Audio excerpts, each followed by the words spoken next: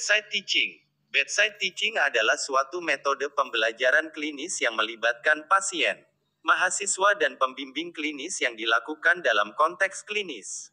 Metode ini bertujuan untuk memberikan pengalaman klinis pada konteks nyata, dan mahasiswa dapat belajar dari pengalaman tersebut, dan dari umpan balik dari pembimbing klinik dan pasien.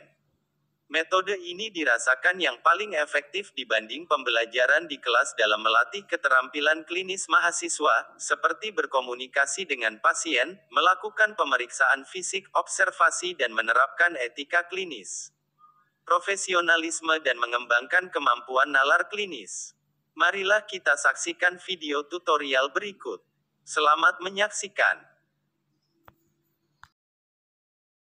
Rekan-rekan peserta latih yang berbahagia dan mahasiswa yang saya hormati, pada kesempatan kali ini saya akan menjelaskan terkait salah satu metode bimbingan klinis, yaitu bedside teaching, atau yang sering disingkat dengan BST. Apa itu BST? BST adalah bagaimana seorang pembimbing klinik itu memberikan transfer ilmu atau transfer knowledge langsung di samping pasien, tempat tidur pasien. Nah, pada saat BST ini ada dua kegiatan atau dua pendekatan yang dilakukan oleh seorang pembimbing klinik atau yang disebut dengan preseptor. Dua kegiatan itu apa? Yang pertama adalah action, yang kedua adalah observe. Actionnya pembimbing klinik atau preseptor yaitu bagaimana mendemonstrasikan keterampilan itu kepada pasien yang langsung dilihat oleh mahasiswa.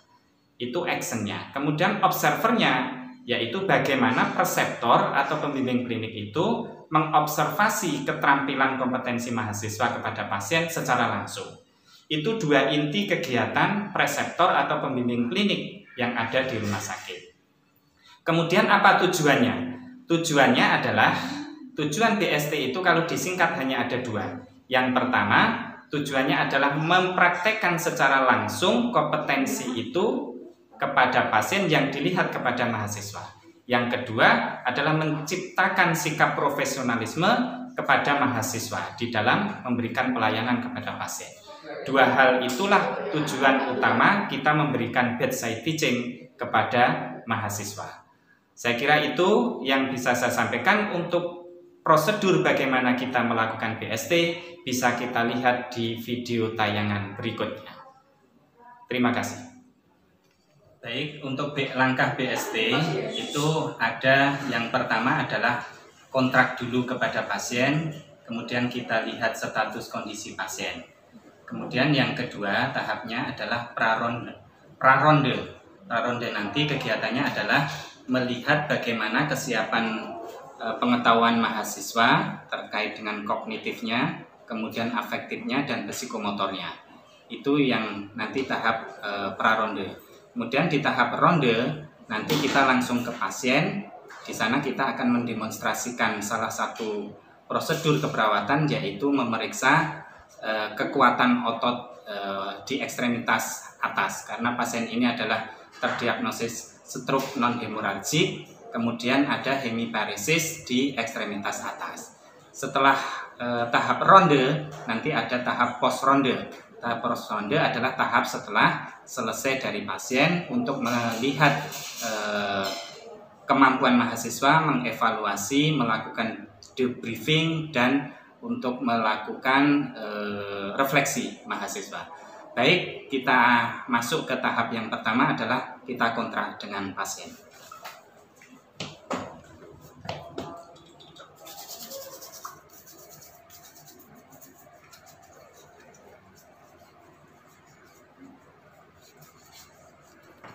Ya, silakan masuk.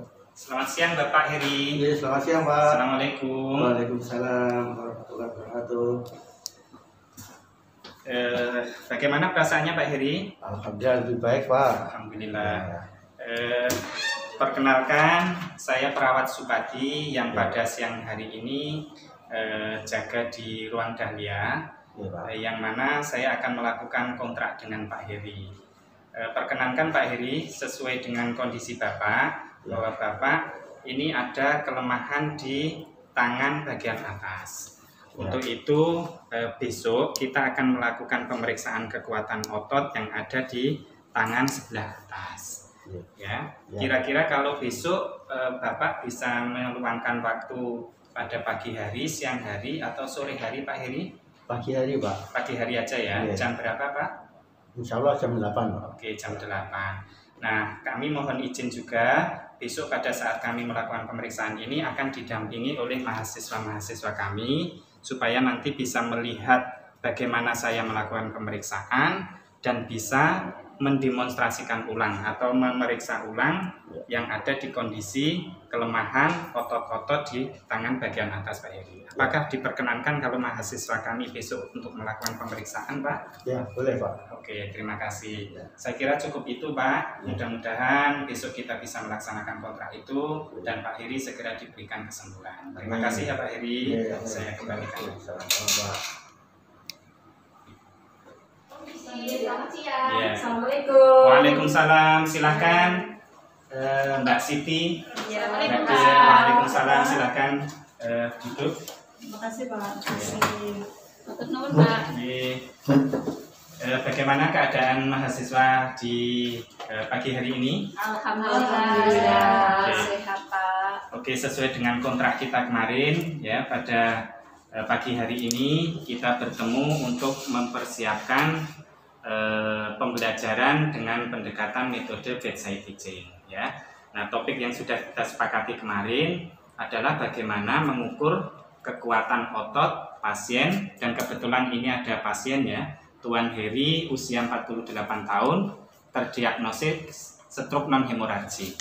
Nah, pemeriksaan awal itu ada hemiparesis di bagian ekstremitas atas ya. Nah, ini tujuan saya melakukan pembelajaran ini supaya Anda punya pengalaman langsung ya, pengalaman langsung melihat bagaimana cara memeriksa dan cara berkomunikasi langsung dengan pasien ya.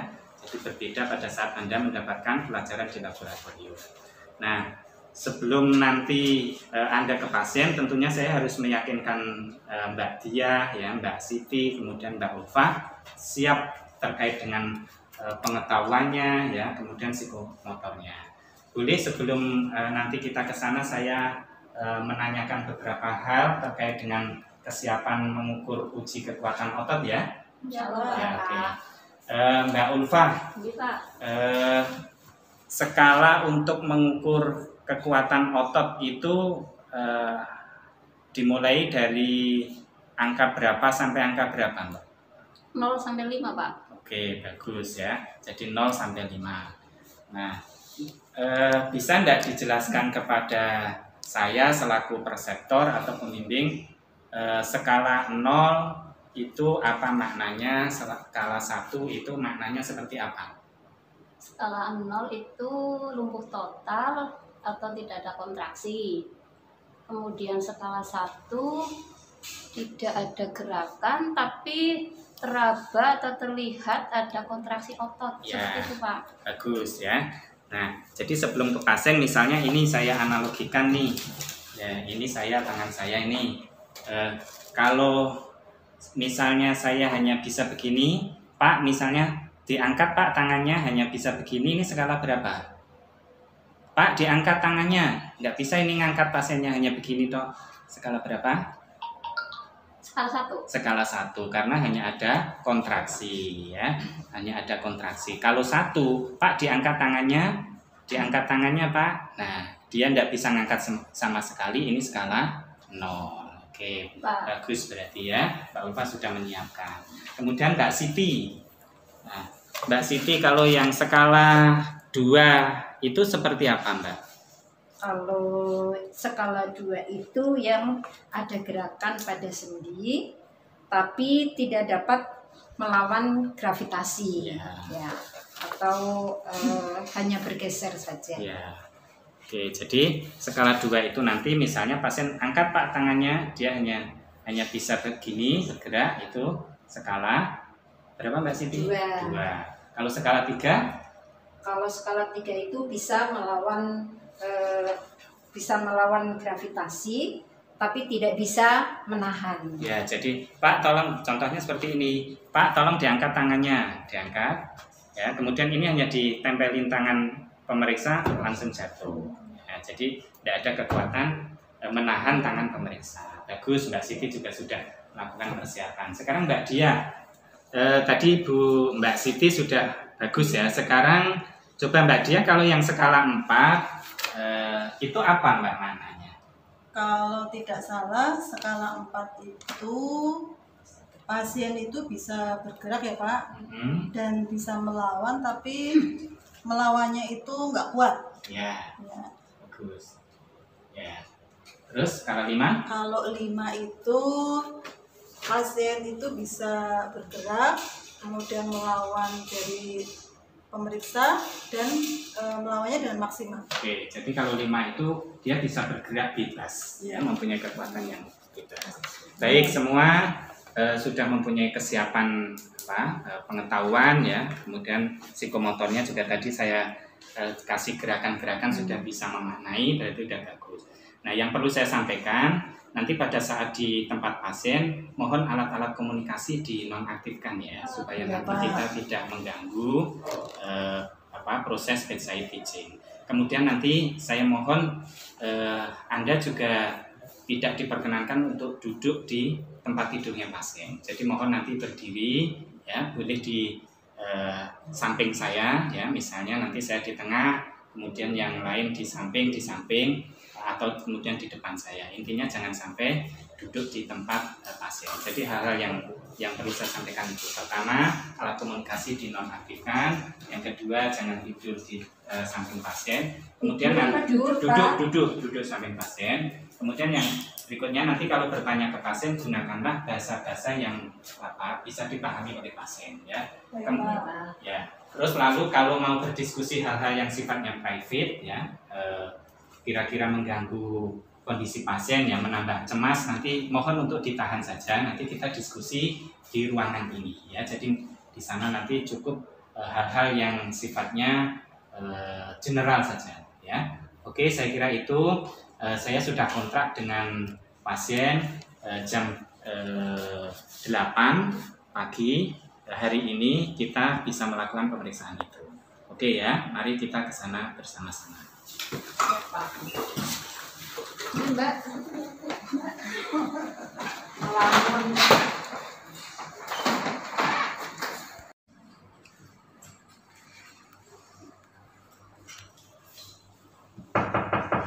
Masuk. Assalamualaikum, selamat siang. Waalaikumsalam.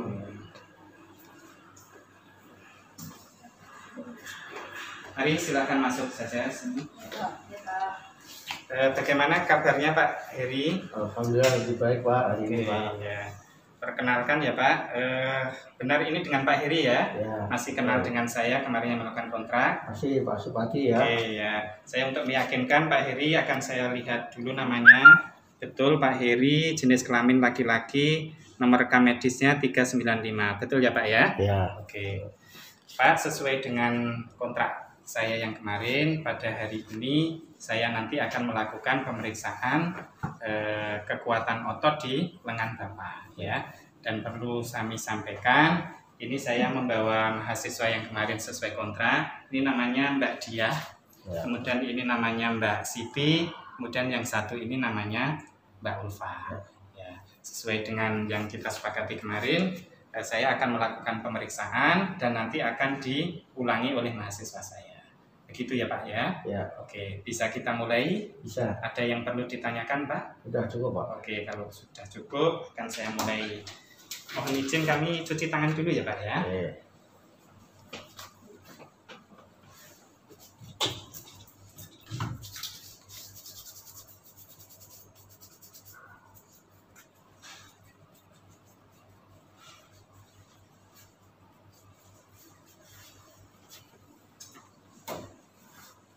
Oke Pak Heri, bahwa di tangan kanan ini dan tangan yang sebelah kiri terasa lemas ya Pak ya? Ya.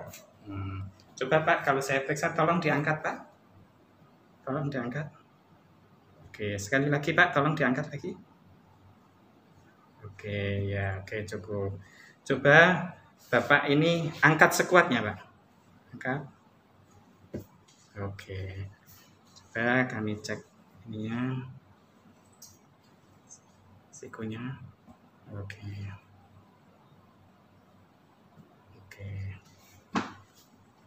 Coba Pak pergelangannya. Ditahan ya Pak, kalau bisa berdiri, tetap berdiri ya. Ya.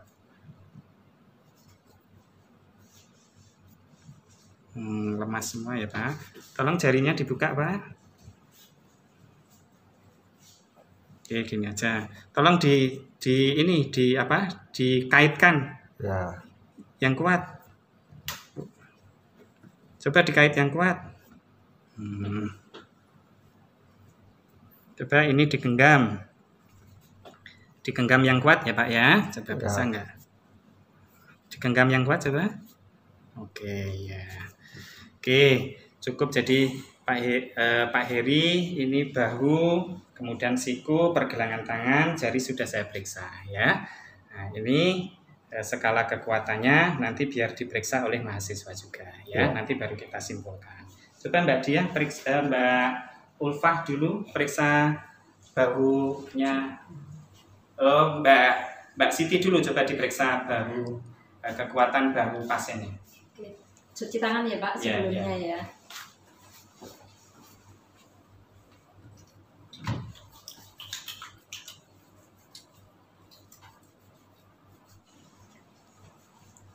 Oke, silakan coba diperiksa Mbak Siti bahunya pasien. Assalamualaikum Pak Heri. Waalaikumsalam. Pak Heri, saya mahasiswa Siti Mulida. Iya, Mbak. Ya, Pak. Sekarang saya akan mengukur kekuatan tangan Bapak ya. Iya. Nah, coba Bapak tangan kanannya diangkat sekuat mungkin, setinggi mungkin. Coba. Lagi, coba. Nah, situ coba sekali lagi Pak. Ya hanya itu Pak, nggak bisa sampai tinggi. Enggak. Bisa, oke. Terima kasih ya Pak. Oke. Ya bagus, Mbak Siti sudah bisa memeriksa. Coba Mbak Diah untuk Mbak Ulfa untuk meriksa sendinya Mbak. Coba. Cuci tangan dulu ya Pak. Ya, cuci tangannya 6 langkah ya.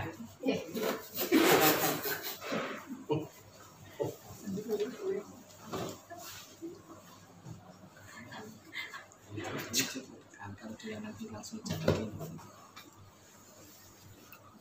Ya, coba sikunya diperiksa skalanya. Mohon maaf nih Pak, saya coba untuk membantu Bapak untuk memeriksa kekuatan. Sakit ya Pak? Enggak. Pelan-pelan nih Pak. Masih sakit Pak? Ya, sedikit. Ya, ulangi lagi ya Pak, pelan-pelan ya. Gimana Pak rasanya? Ya, sakit lah. Terima kasih ya Pak ya. Mudah-mudahan cepat sembuh ya Pak. Ya, amin. Terima kasih. Silakan Mbak Diah meriksa sendi pergelangan tangan sama jari-jari. Saya cuci tangan dulu ya Pak. Ya.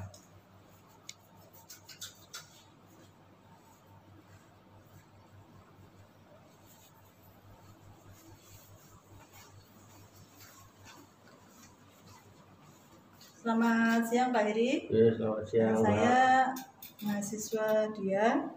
Saya akan mencoba mengecek lagi untuk kondisi tangan Bapak ya Pak ya. Mohon maaf ya Pak. Coba Bapak angkat ini saya.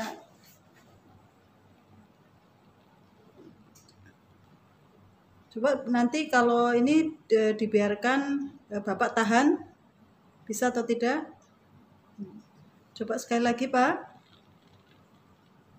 Coba ditahan ya Pak, kalau Bapak bisa ya. Oke, makasih ya Pak ya. Ya. Baik Pak Heri, terima kasih ya. Saya sudah melakukan pemeriksaan. Jadi skalanya ini skala 3. Jadi Pak Heri bisa mengangkat tangannya, tetapi dalam kondisi pada saat tangan pemeriksa itu memberikan tahanan maka akan jatuh. Ya. Jadi ini masih ada kelemahan otot. Nanti akan kita laporkan ke dokter. Ya, mudah-mudahan nanti akan ada tindakan untuk kelemahan otot ini. Mungkin akan ada fisioterapi atau akan ada diatermi dan yang lain-lain.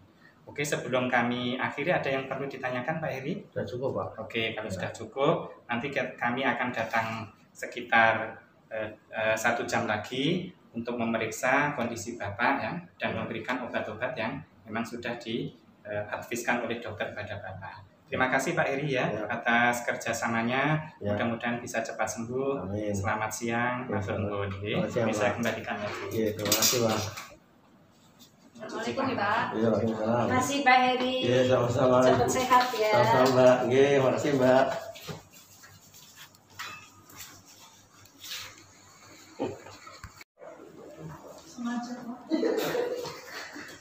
Baik, silakan masuk kembali ke ruangan diskusi. Mbak Dia, Mbak Siti, Mbak Ulfa.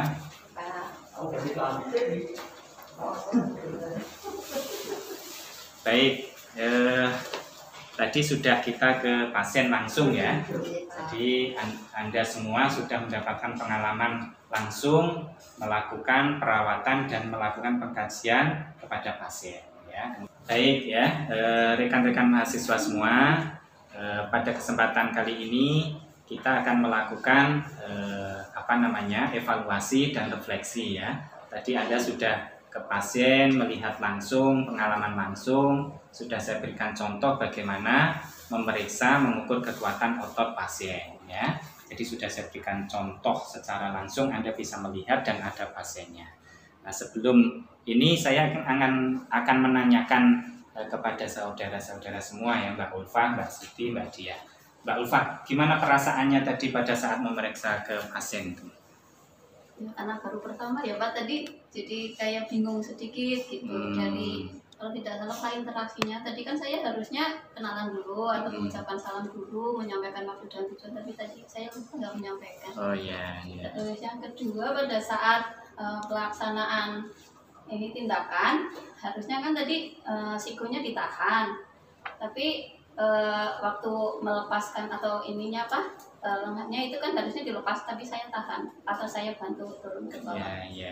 Ya, jadi itu perasaan. Jadi kalau tadi yang dilakukan Mbak Ulfa itu tidak bisa kita melihat skalanya berapa gitu, karena apakah dia mampu menahan gravitasi atau tidak, kemudian dia mampu menahan tahanan pemeriksa atau tidak kelihatan tadi, sehingga Mbak Ulfa tadi nggak bisa mengetahui berapa skalanya di siku itu ya. Nah, itu perasaan yang dialami oleh Mbak Ulfa. Kalau Mbak Siti perasaannya apa tadi?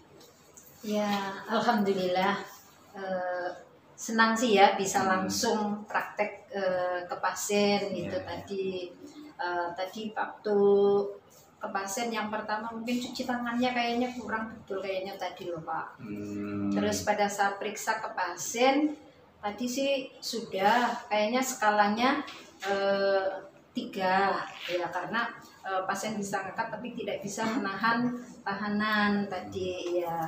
Terus terminasinya tadi yang hanya terima kasih saja Pak, lupa tadi ya kontrak selanjutnya. Ya, jadi udah bagus ya. Jadi Mbak Mulidah bisa mengukur kekurangan dan kelebihannya yang tadi pada saat ke pasien ya.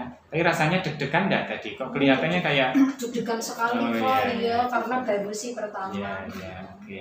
Kalau Mbak Dia rasanya bagaimana Mbak? Ini kan tadi ketika berlatih untuk mengukur kekuatan otot dengan dijelaskan dulu sama pembimbing, itu kayaknya jadi lebih jelas Pak. Gitu. Walaupun tadi kayaknya waktu awal-awal juga agak kebingungan, tapi dengan mengingat karena tadi sudah dicontohkan kayaknya lebih pede ya ketemu dengan pasien karena sudah dicontohkan langsung oleh pembimbing. Ya. Jadi Anda sudah mempunyai perasaan yang masing-masing ya. Nah, oke, sekarang saya memberikan masukan ya. Jadi masukannya untuk perbaikan Anda semua. 1, tadi catatan saya, cuci tangannya seharusnya 6 langkah ya. Jadi 6 langkah mohon untuk diperhatikan. Kemudian tadi prosedurnya untuk Mbak Ulfa sudah dipahami ya. Tadi ada kesalahan-kesalahan untuk tidak diulang. Kemudian Mbak Diah tadi seharusnya memeriksa di pergelangan tangan itu jari-jarinya juga harus diperiksa ya. Tadi kelihatan lupa ya, jari-jari juga ya Pak ya? jari-jari sekaligus harus diperiksa. Oke, berdasarkan temuan saudara tadi, kira-kira makna data yang didapatkan tadi terkait dengan diagnosis keperawatan Anda apa maknanya kira-kira Mbak Ulfa? Ya, dengan data itu, diagnosis temuan data itu, kalau dikaitkan dengan diagnosis yang Anda buat ini, apa kira-kira? Hambatan mobilisasi. Ya, hambatan mobilisasi ya. Jadi hambatan mobilisasi itu salah satu data objektif yang bisa mendukung diagnosis Anda. Oke, jadi ini sudah baik ya. Jadi untuk rangkaian berikutnya, supaya Anda memperdalam dari kasus ini, nanti akan saya berikan case skenario ya, skenario kasus. Nanti Anda buat dari pengkajian, pemeriksaan fisiknya sampai diagnosisnya, sampai nanti prosedur-prosedurnya.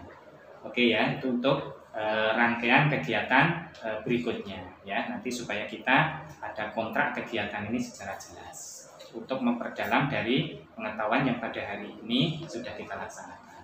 Baik, ada yang ditanyakan? Itu untuk hari Senin ya Pak? Ya, untuk hari Senin ya. Jadi untuk hari Senin kita nanti case skenario-nya akan saya bagikan ke saudara semua ya. Case skenario nanti akan saya ambilkan real dari pasien ya, supaya Anda pelajari. Baik. Berarti pagi-pagi ya Pak? Pagi ya, nanti ketemu lagi ya. Terima kasih Pak. Ya. Terima kasih Pak. Ya, oke. Mbak Siti ada yang ditanyakan? Sudah cukup. Oke, terima kasih ya. Anda semua cukup bagus, cukup kooperatif, cukup mempunyai ide-ide pengetahuan yang baik. Mudah-mudahan pertemuan hari ini bisa memberikan pendalaman dan penguatan sikap profesionalisme saudara semua. Baik, terima kasih. Mohon maaf bila ada kesalahan.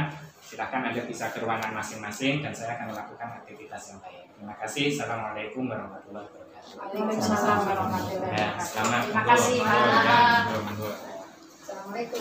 Selamat. Ini lupa saya ditandatangani dulu bukunya ya. Iya Pak. Ya, Anda kok juga nggak mengingatkan ya? Ditinggal atau ditunggu Pak? Ya, ditinggal ya. Enggak, kamu tunggu aja. Oh ditunggu. Ya. Mantap. Terima kasih.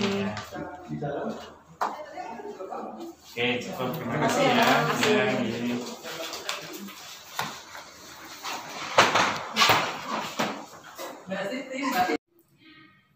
Baik, terima kasih rekan-rekan peserta latih dan rekan-rekan mahasiswa yang berbahagia.